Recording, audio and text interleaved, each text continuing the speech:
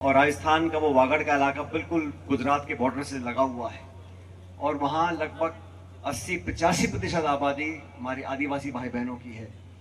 उनके जीवन स्तर को कैसे बढ़ा सके, इस चिंता को लेकर सरकारों ने कानून बनाए। कांग्रेस की सरकारों ने वो अधिनियम 5 हो, टीएसपी का क्षेत्र हो, ट्राइबल सब प्लान हो, ये सारे प्रावधान, बजटरी एलोकेशन, सोच, आरक्षण, क्षेत्र को संरक्षण, आदिवासी साथी बहन भाइयों के जीवन शैली का कैसे हम लोग उसको और मजबूत कर सकते हैं, उसको प्रोटेक्ट कर सकते हैं, ये सारी कल्पनाएं जो है कांग्रेस पार्टी की थी।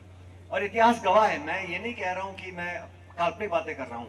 आप इतिहास उठा के देख लीजिए, दलित हो, आदिवासी हो, किसान हो, जो भौगोलिक रूप से, सामाजिक रूप से, आर्थिक रूप से मुख्य धारा के बाहर रहा, हमेशा उस वर्ग को जोड़ने की सोच कांग्रेस पार्टी की रही, पंडित नेहरू से लेकर मनमोहन सिंह जी तक। और अतिशोक्ति नहीं है, और ऐसा नहीं है कि गैर कांग्रेस सरकार पहले नहीं आई, लेकिन मैं चुनौती देता हूं, 77 से ले लो, उससे पहले ले लो, उसके बाद ले लो, आदिवासियों के लिए, हाथ से मेहनत कर पेट पालने वाले लोगों के लिए, पिछड़ों के लिए, दलितों के लिए किस गैर कांग्रेस सरकार ने कानून बनाए हैं, संविधान में संशोधन किया है या पैसे का प्रावधान किया है?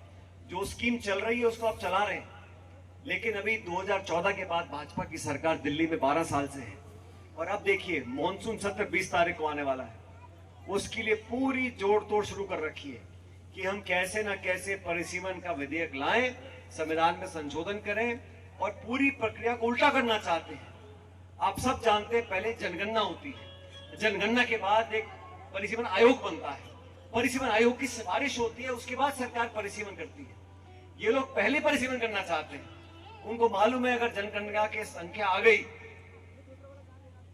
और संख्या बल में कुछ चौंकाने वाले आंकड़े आ गए तो फिर मनमानी नहीं कर पाएंगे, फिर परिसीमन अपने मन से नहीं कर पाएंगे।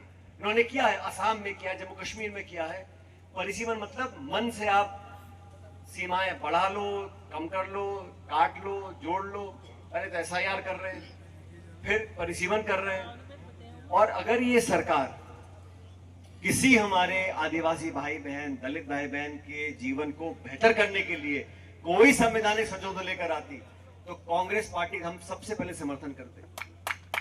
लेकिन ये तोड़ रहे हैं, तृणमूल कांग्रेस को तोड़ दिया, शिवसेना को तोड़ दिया, एनसीपी को तोड़ दिया, आम आदमी पार्टी, सारे सांसदों को लेन देन कर करा के अपने पक्ष में ला रहे हैं, ताकि पार्लियामेंट के अंदर जो बहुमत इनको नहीं दिया जनता ने 2014-2024 के चुनाव में 400 पार की बात बोली थी और 240 जनता ने दिए।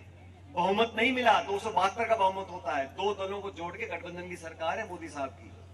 लेकिन संविधान संशोधन करने के लिए 2/3 बहुमत चाहिए। वो बहुमत कहां से आएगा?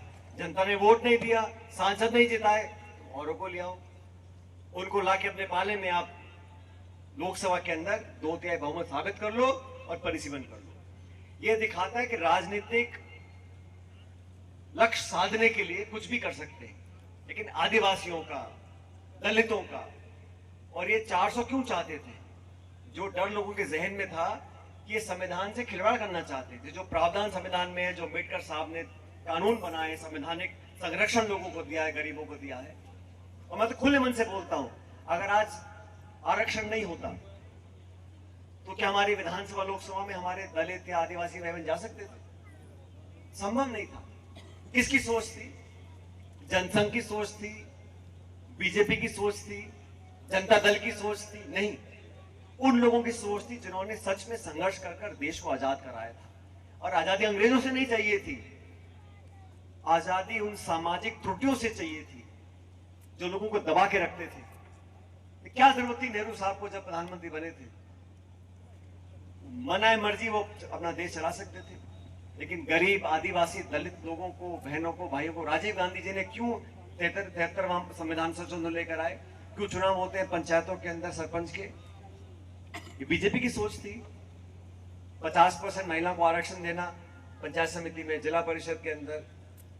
ये सोच हमेशा कांग्रेस, याद रखना, चाहे नरेगा हो, चाहे शिक्षा का अधिकार हो, चाहे सूचना का अधिकार हो, चाहे आदिवासी हो, दलित हो, इन सब लोगों के लिए सोच रखना। अरे 12 साल हो गए बीजेपी सरकार को, किसने हाथ बांध रखे हैं? किसने रोका है आपको कानून बनाने के लिए?